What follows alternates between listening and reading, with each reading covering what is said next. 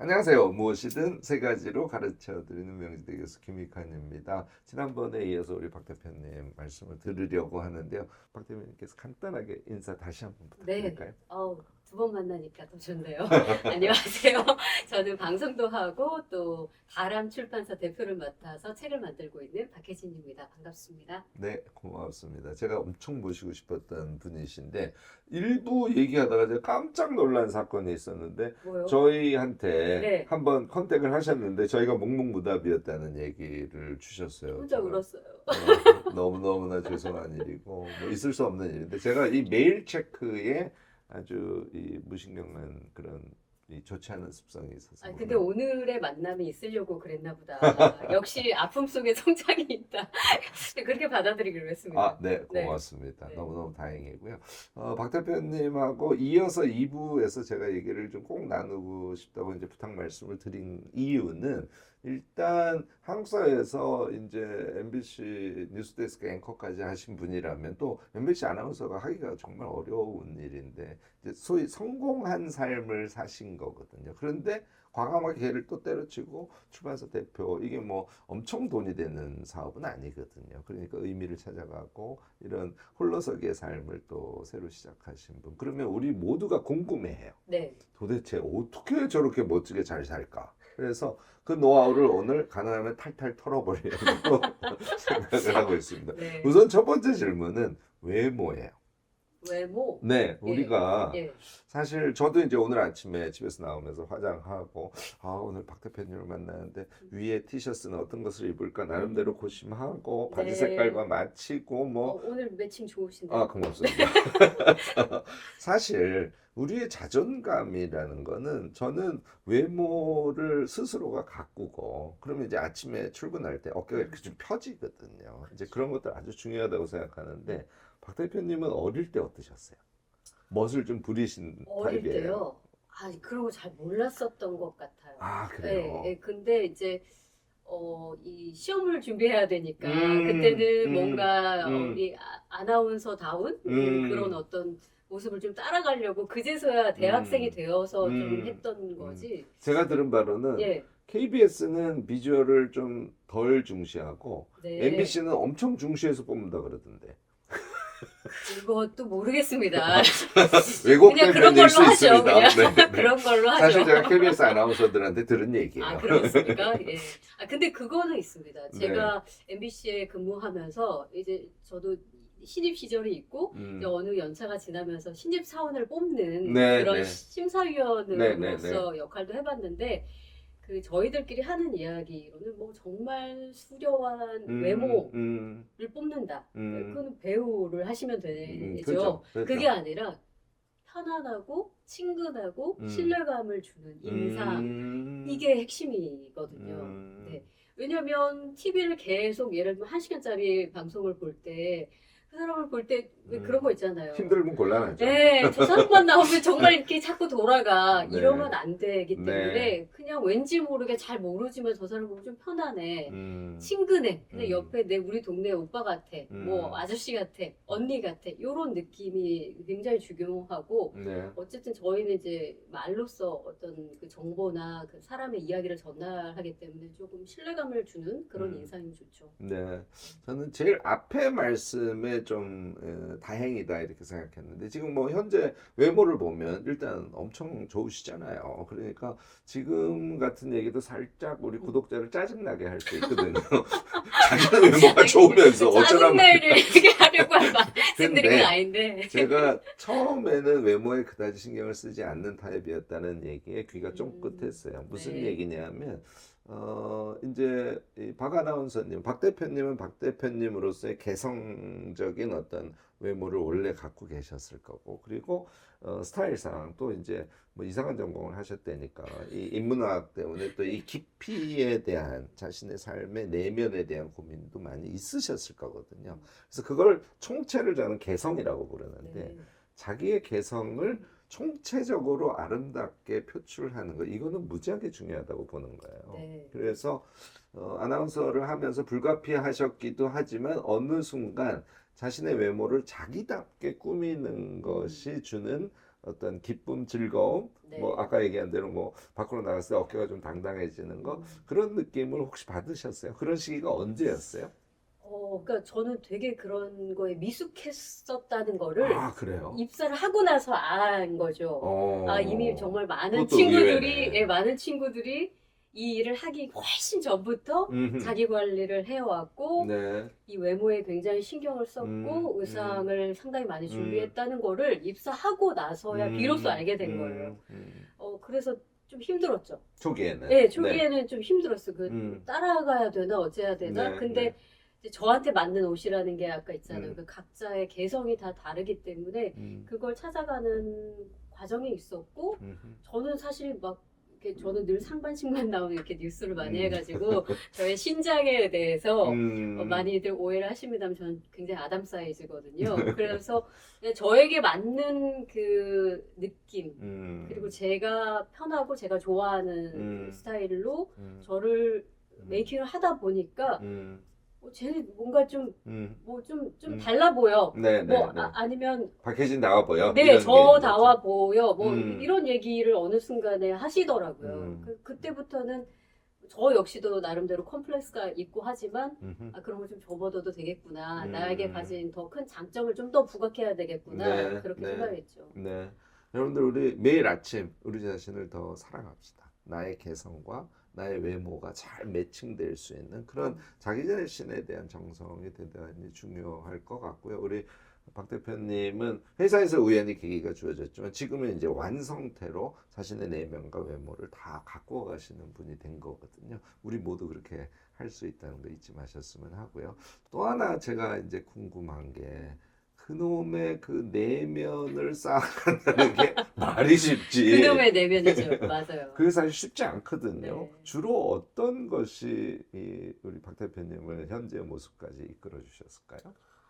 그러니까 이런 이야기를 하기가 참 부끄럽긴 합니다. 뭐 근데 이때는 예. 솔직하게 그냥 자랑을 해주셔도 돼요. 그러니까 그게 우리 모두에게 도움이 돼요. 네. 예, 자랑이라기보다 그냥 저의 경험인데, 방송은 여러분도 아시다시피 굉장히 화려하잖아요. 네, 네. 화려하고, 물론 그 뒷면, 이면에는 정말 정말 백조처럼 굉장히 분주하게 움직이는 것들이 있지만, 어쨌든 보여지는 게 굉장히 화려해서, 그게 다인 것처럼 착각할 때가 있지만, 굉장히 빠르고 트렌드에 민감하고 호흡도 빠르고 속도전이고 막 이러다 보면 중심 잡기가 어려워요. 네, 네. 그래서 중심 잡는 게 굉장히 중요하다는 걸 저도 이제 방송 생활을 하면서 네. 느꼈죠. 이제 네. 그러려면 발을 땅에 딱 딛고 있어야 되거든요.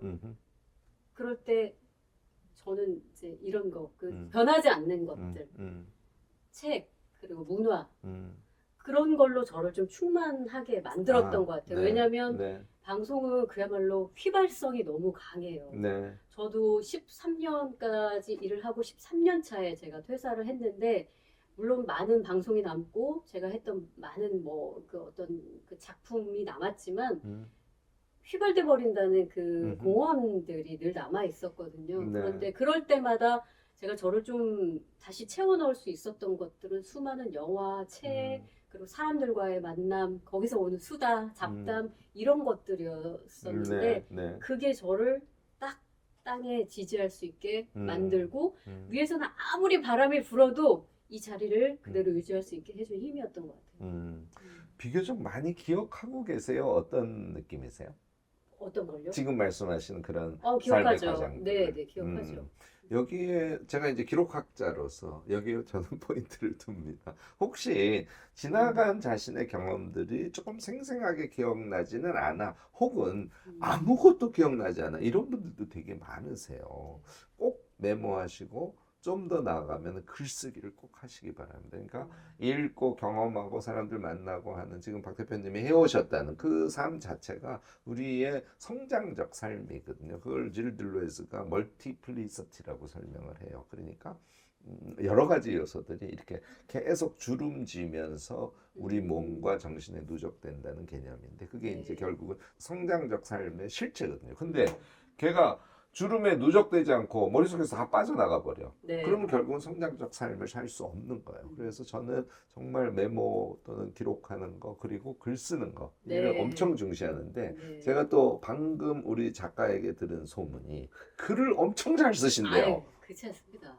그냥 그렇지 않아요. 글을 어떤 글을 주로 어떻게 쓰십니까? 아니 뭐 이렇게 긴 글을 쓰는 건 아니고요. 이제 저도 SNS를 활용을 하는데 제가 좀 이 출판 일을 하면서 조금 더 달라진 점이라면 좀 더 작고 디테일한 것에 관심을 많이 두게 되었다. 아, 근데 그게 주는 어떤 기쁨들이 있더라고요. 거기에 사유의 포인트가 있다는 걸 제가 요즘 느끼면서 이걸 기록하고 싶은 거예요. 이때 이 감정과 이때 나의 생각들을 그래서 그것 중심으로 제가 기록을 합니다. 근데 이게 뭐 예를 들면 뭐 지나가다 봤던 어떤 뭐 그날의 저녁의 노을도 어느 날은 그게 그냥 어제의 그 노을이 아닐 때가 그럼요. 있거든요. 네. 그거는 이제 자기의 과거의 경험이나 현재 자기의 상태나 내 고민 뭐 이런 것들이 딱 이 맞춤으로 아까 주름 그 얘기가 저 너무 좋았는데 이 주름들이 결이 딱 맞춰졌을 때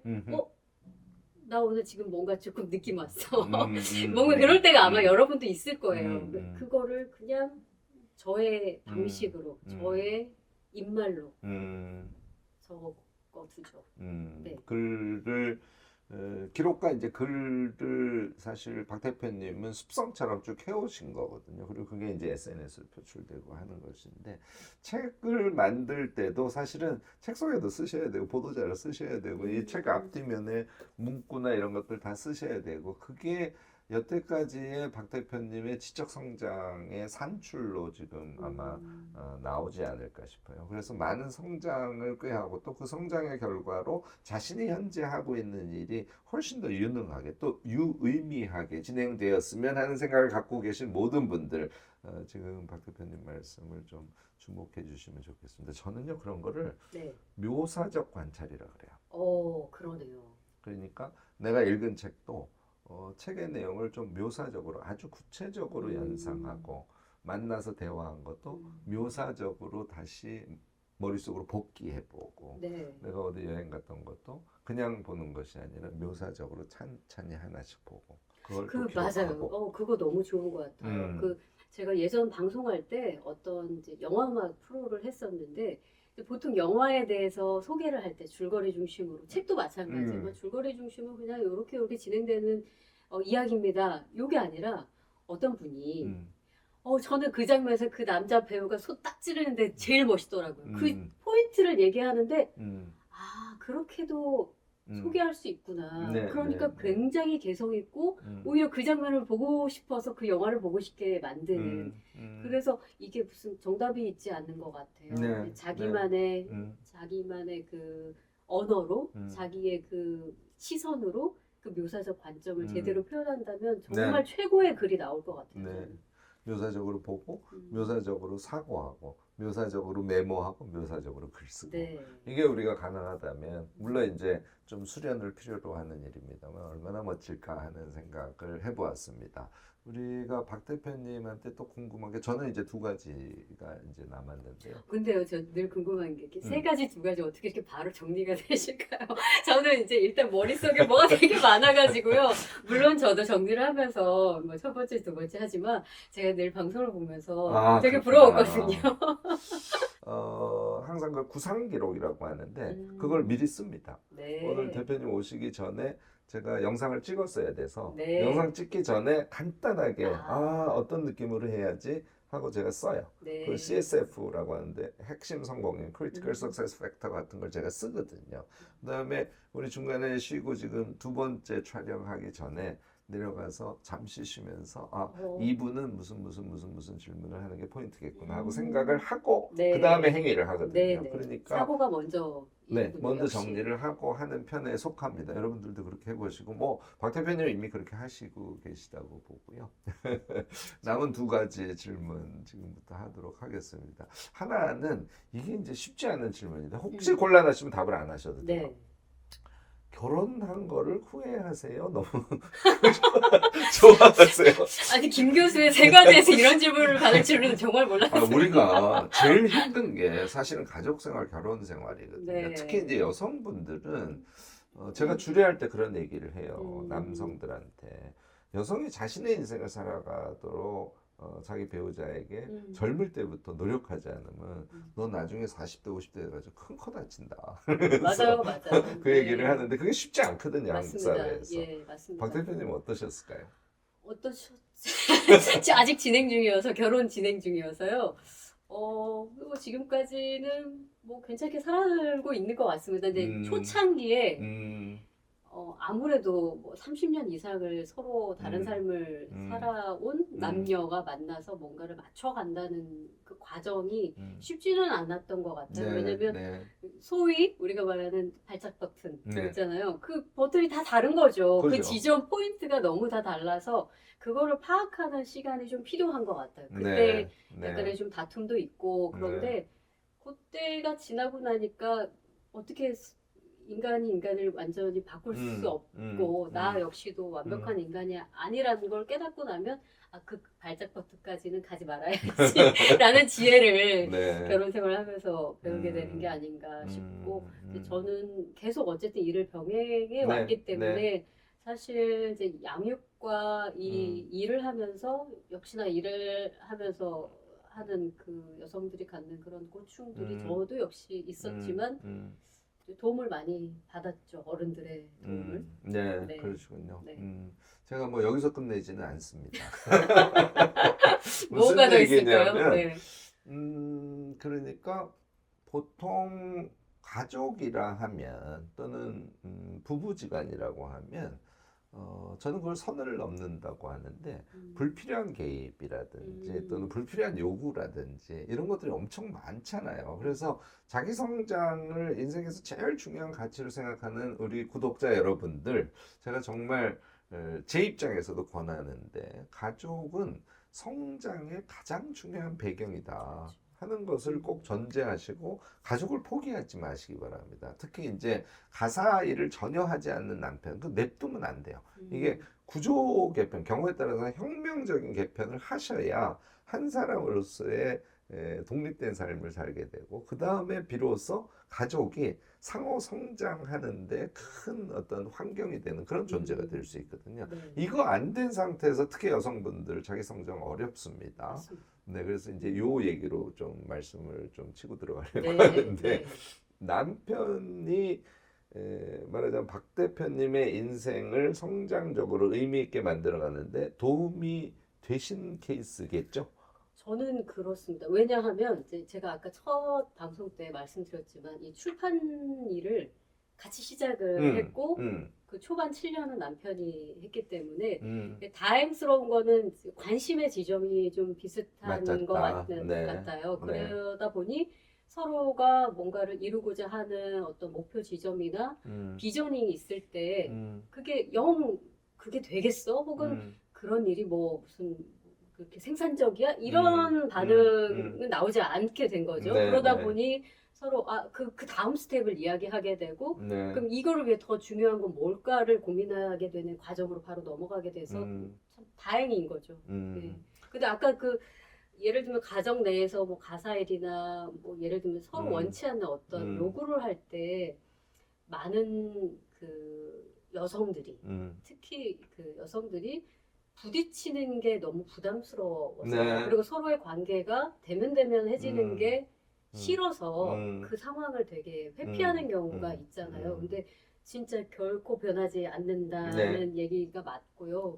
좀 어렵지만 자꾸 목소리를 내고 심지어는 그걸 혁명이나 투쟁이라고까지 말씀하셨는데 그런 일이 있어야 이 다음 변화된 단계가 있는 것은 맞는 것 같아요. 저희 쓰지 못한 몸으로 잠이 들었다 거기에도 그런 이야기가 들어있거든요.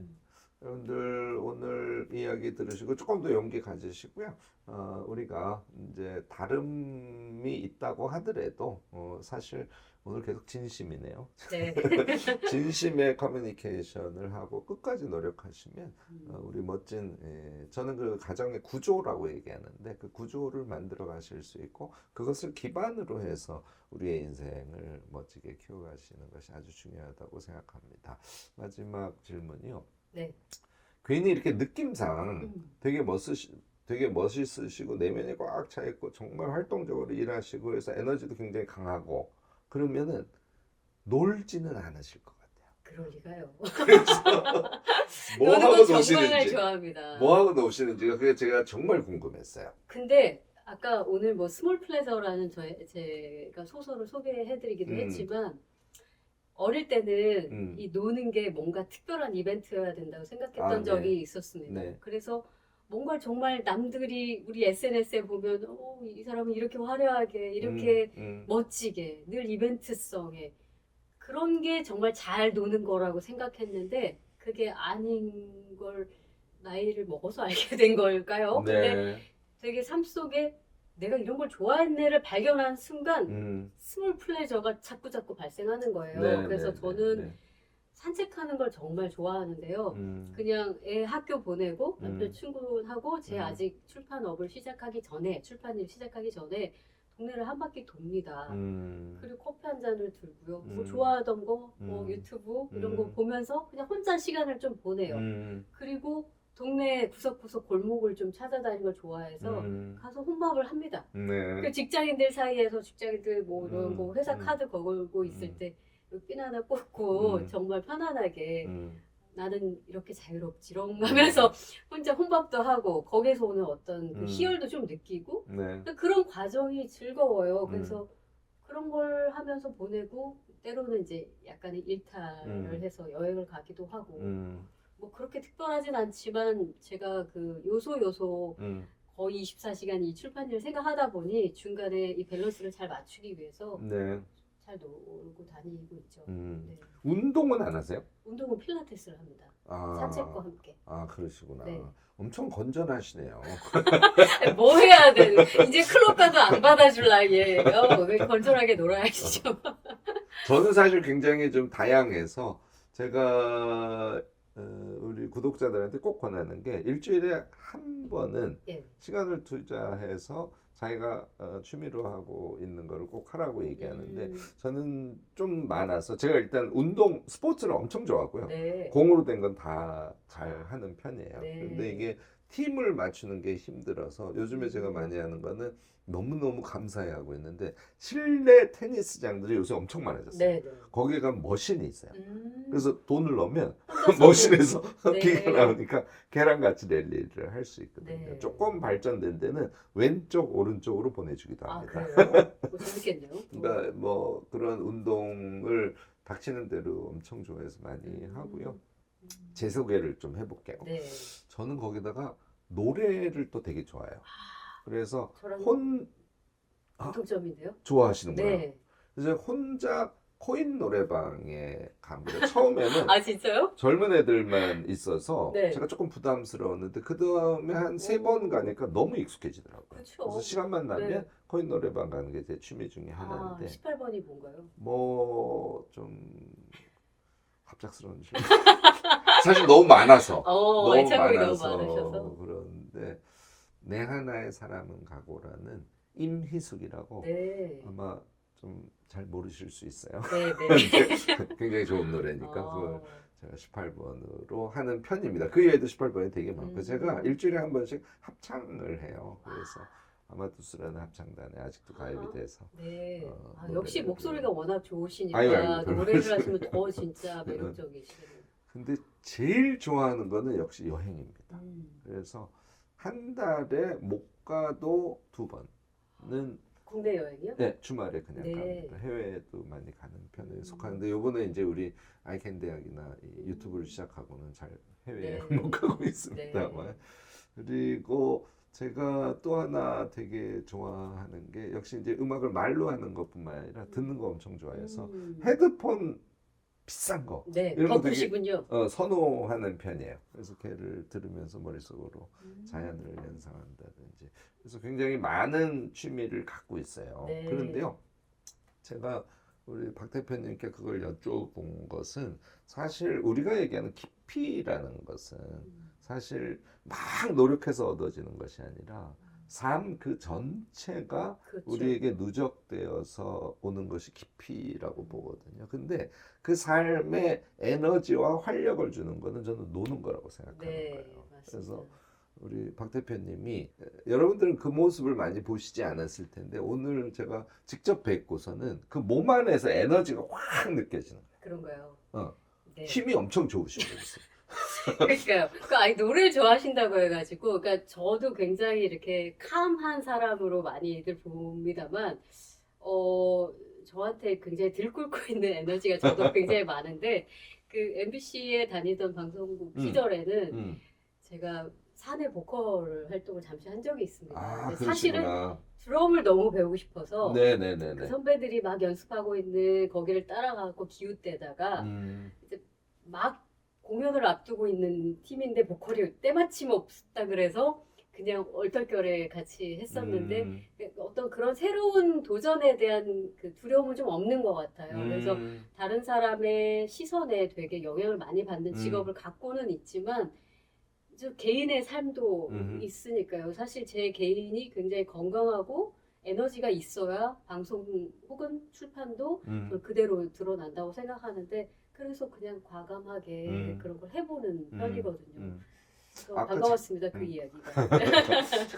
아까 잠깐 일탈이라는 단어를 쓰셨잖아요. 사실 놀이와 취미는 조금 일탈적일 수밖에 없다고 봐요. 특히 한국 사회에서는. 그래서 제가 우리 아이캔 대학 학생들한테 과제로 주는 것이 2박 3일 혼자 여행을 가는 거예요. 좋네요. 애들 버리고 네. 남편 버리고 시댁 식구 다 버리고 좋아요. 과제 버리고 그리고 2박 3일 여행을 가는 게 사실 쉽지 않은데 그걸 하고 온 대부분의 사람이 드디어 자기가 무엇을 할 수 있다는 자기 발견을 하고 행복감이 무엇인지를 처음에는 어색하다가 두세 번 해보다 보면 그걸 깨닫게 된다는 것이거든요. 네. 여러분들 우리 앞으로 멋지게 쉬면서 멋지게 놀면서 그 속에서 자신을 느끼고 자신을 감각하는 것 속에서 우리 성장해 가자고요. 성장은 막 공부해가지고 막 열심히 사는 게 아니라는 거 꼭 알아주시고요. 우리 이렇게 잡담처럼 얘기를 나누다 보니까 마지막은 이렇게 좀 하고 싶네요. 박 대표님께서 정말 멋진 삶을 살아가고자 하시는 성장적 삶을 살아가고자 하시는 우리 구독자들에게 마지막으로 조언으로 해주시고 싶은 것이 있다면 말씀을 좀 들어보겠습니다. 네. 저도 MBC에 뼈를 묻을 줄 알았거든요. 그게 저의 인생의 마지막까지 함께할 일이라고 생각했지만 인생이란 게 인생 아직 살 길 많지만 예상대로 가지 않잖아요. 근데 그 덕에 제가 새로운 삶을 또 살게 된 것 같거든요. 새로운 도전을 또 하고 있습니다. 해보니까 저도 지금 뭐 과정 중에 있지만 해보니까 새로운 에너지가 생기고 이게 이렇게 나이가 들면 들수록 자꾸 나이 때문에 뭐 더 이상 뭐 이룰 게 없어서 뭐 내가 부족해서 자꾸 위축되잖아요. 나약해지고. 그런데 무언가를 새로 시작하고 그 경험에서 자기가 새로운 걸 알게 되고 그러면서 또 성장을 하고 그런 자기만의 어떤 기쁨을 발견한 사람은 시간이 너무 아깝습니다. 그래서 지금 뭔가 좀 하고 싶다, 열정이 좀 샘솟는다 하시는 분들이 계시다면 주저할 시간은 없는 것 같아요. 준비하시고 그리고 완벽한 타이밍이 없잖아요. 바로 실행에 옮기시라고 응원을 드리고 싶습니다. 네, 고맙습니다. 네. 마무리하기 전에 우리 김 교수의 세 가지라고 책 세 권 가지고 1부에서 여러분들께 소개하긴 했는데요. 2부 마지막에 다시 한번 소개를 하겠습니다. 어른의 생각법, 알라딘, 교보, 예스24 어디서도 살 수 있어요. 바로 신청하셔서 가을의 독서로 한번 해보시면 좋을 것 같고요. 저는 사실 이 책을 읽지 않아서 되게 궁금한데요. 혼자라는 가족, 사실 우리가 홀로서기를 해야 그래야 함께의 삶을, 이타적 삶을 살 수 있거든요. 거기에 아주 중요한 그런 위안과 지침을 제공하는 책인 것 같고요. 마지막으로 좀 편하게 읽을 수 있지만 우리를 굉장히 격동하게 만들 그런 소설 아닐까 싶은데요. 스몰 플레저라는 소설을 출간을 하셨어요. 오늘 박 대표님이 출간한 3권의 책 마지막으로 다시 소개하니까 여러분들 적극적으로 구매하셔서 독서의 세계에 빠져보시기 바랍니다. 귀한 분 모시게 돼서 너무 영광이었습니다. 초대해 주셔서 너무너무 감사합니다. 감사했고요. 네. 마지막으로 우리 구독자들에게 인사하면서 끝내도록 하겠습니다. 여러분들 끝까지 시청해 주셔서 감사합니다. 고맙습니다. 고맙습니다.